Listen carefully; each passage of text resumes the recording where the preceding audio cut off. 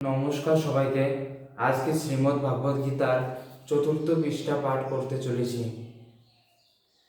আত্মেন্দ্রিয় প্রতিসাধনের পরিবর্তে কৃষ্ণের ইন্দ্রিয় তৃপ্তি সাধন করাই তার কর্তব্য। সেটি জীবনের চরম সতর্কতা। ভগবান সেটি চান এবং তিনি তা দাবি করেন। ভগবান ভাগবত গীতার এই মূল ভাগটি উপলব্ধি করতে হবে।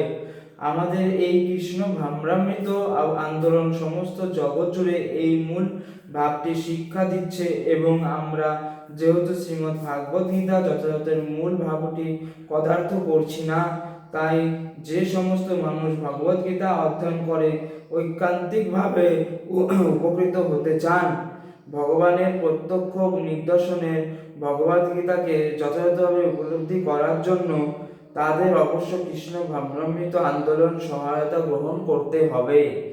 তাই আমরা আশা করি যে এখানে উপস্থিত শ্রীমদ্ ভাগবত গীতা যথাযথ পাঠ করে মানুষ পরম লাভবান হবেন এবং যদি একজন মানুষও ভগবানের শুদ্ধ ভক্তে পরিণত হতে পারেন, তাহলে আমাদের এই প্রচেষ্টা